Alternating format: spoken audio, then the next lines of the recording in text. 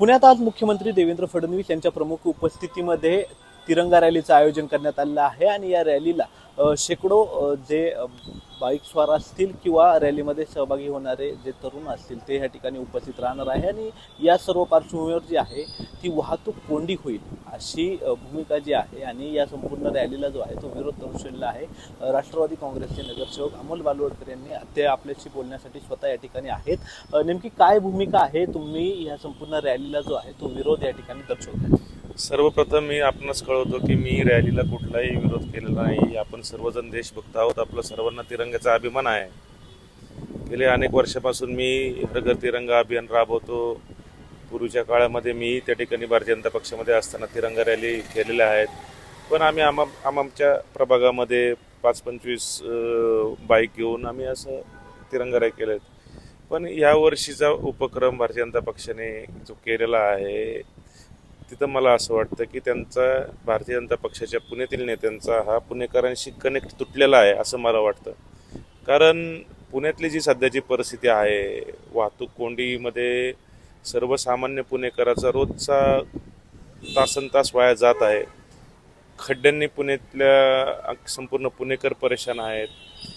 अनियमित पावसामुळे रस्त्यावरती साठणारं पाणी, होणारा चिखल, अशा परिस्थितीमध्ये भारतीय जनता पक्षाने तिरंगा रॅली हा उपक्रम घ्यायला पाहिजे होता। फक्त त्यांनी तो एखाद्या मैदानामध्ये, पुण्यामध्ये अनेक मैदानं उपलब्ध आहेत, ॲग्रिकल्चर कॉलेज आहे, सनस मैदान आहे, पोलीस ग्राउंड आहे, या ठिकाणी घ्यायला पाहिजे होता। पण जाणीवपूर्वक मुख्य रस्त्यावरती हा उपक्रम घेऊन आणि तिरंगा रॅलीच्या नावाखाली भारतीय जनता पक्षाचे सर्व कार्यकर्ते त्या ठिकाणी येणार आहे आणि प्रत्येकाला टार्गेट दिलंय 100 गाड्या घेऊन या। यातून साध्य काय होणार नाही। समाज उपयोगी उपक्रम हवा होता, रक्तदानाचा असेल, वृक्षारोपणाचा असेल, स्वच्छतेचा असेल, पुण्यातील खड्डे बुजवण्याचा असेल, पण अशा उपक्रमातून साध्य काही होणार नाहीये।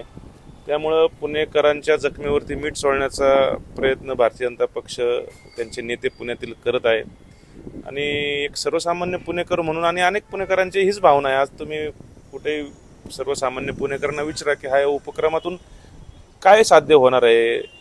लाखो हजार लिटर पेट्रोल त्या ठिकाणी जळणार आहे, पोल्युशन वेगळं होणार आहे, वाहतूक कोंडी होणार आहे, नॉईज पोल्युशन होणार आहे। आता काही दिवसापूर्वी देशाचे पंतप्रधानांनी आवाहन केलं की बाबा पेट्रोलचा वापर कमी करा, वाहनातील ताफा कमी करा। नेत्यांनी वाहनातला ताफा पण कमी केला, अनेक नेत्यांनी या देशातल्या किंवा राज्यातल्या, पुण्यातल्या।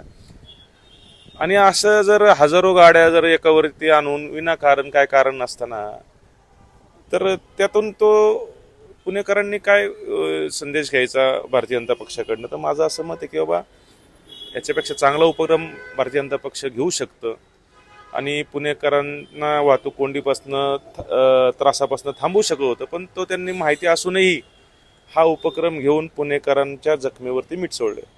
एकंदरीत जर आपण पाहिलं तर हा जो उपक्रम आहे याचं जे निमंत्रण आहे ते पुण्यातील मान्यवरांना, म्हणजे जे युतीतील घटक पक्ष आहे, राष्ट्रवादी काँग्रेस असेल किंवा शिवसेना असेल, यांना निमंत्रण देखील नाही।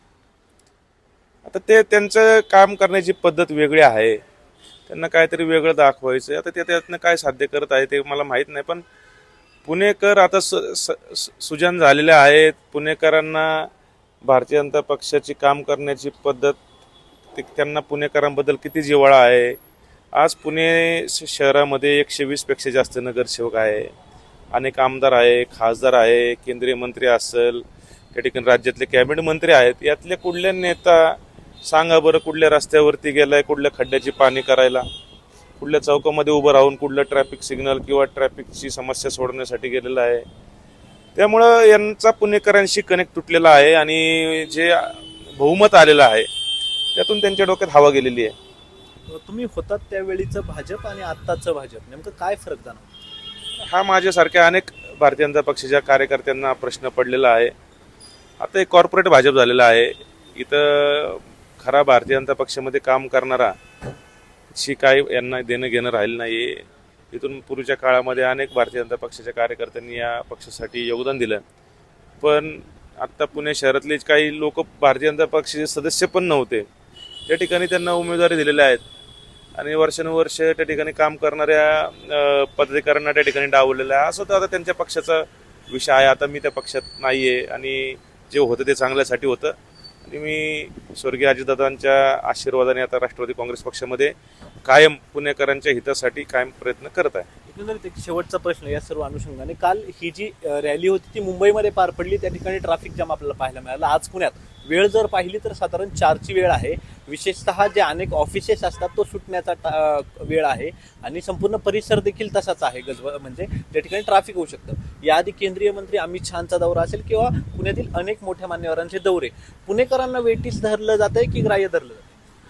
आता परवाचा जो कालचा मुंबईतला जो उपक्रम झाला, वरळीमध्ये तुम्हाला माहिती आहे रस्ते मोठे आहेत, प्रत्येक शहराची भौगोलिक परिस्थिती वेगळी आहे. कालच्या त्या ठिकाणी त्या मानाने मोठ्या रस्त्यावरती तो उपक्रम केला होता आणि त्या वरळीच्या परिसराला कम्पेअर करता पुणे शहरामधले रस्ते हे खूप लहान आहेत आणि जे रोटेशन आहे पुणे शहरातले रस्त्यांचं ते एकमेकांवरती अवलंबून आहे. सर्व रस्ते एकमेकाशी कनेक्ट आहे. त्यामुळे एखादा भाग जर वाहतूक कोंडी झाली तर त्याचा परिणाम इतर वाहतुकीवरती सुद्धा होतो आणि सर्वसामान्य पुणेकर आणि सेंटरला केलेला आहे. वरळी हा भाग एका बाजूला येतो मुंबईच्या समुद्राच्या बाजूला, पण आजचा जो उपक्रम आहे ते शहर हार्ट ऑफ सिटी आहे आणि त्यातनं प्रत्येक पुणेकराला त्या भागातनं जावंच लागतं. म्हणजे वेटीस धरलं जाते का पुणेकरांना कायम? हे आता पुणेकरच सांगते, पुणेकरांना माहिती आहे. आता मी तरी ठीक आहे, मी बोललो तर राजकारण वाटतं. सर्वसामान्य पुणेकरांना तुम्ही विचारा. आज तुम्ही वाटल्यास त्या ठिकाणी जाणाऱ्या एखाद्या ज्याला ऑफिसमधून घरी जायचे, एखाद्याला दवाखान्यामध्ये जायचे, एखाद्या माता भगिनीला तिच्या इच्छितस्थळी जायचे, सर्वसामान्य विद्यार्थी असेल, कॉलेजला जाणारे युवक असतील, युवती असतील, त्यांना जायचे, या सर्वांना विचारा काय परिस्थिती आहे. त्यामुळे याच्यातून काय बोध घ्यायला पाहतो. मी सूचना केली होती, बाबा तुम्ही पलीकडे पोलीस ग्राउंड आहे तिथं घ्या, आम्ही त्या ठिकाणी गेलो असतो. ठीक आहे, काय हरकत नाही. आपलं तिरंगा रॅलीला काही विरोध नाहीये, पण भारतीय जनता पक्षाच्या नेत्यांनी जे नियोजन केलंय, चुकीचं नियोजन, त्याला विरोध आहे.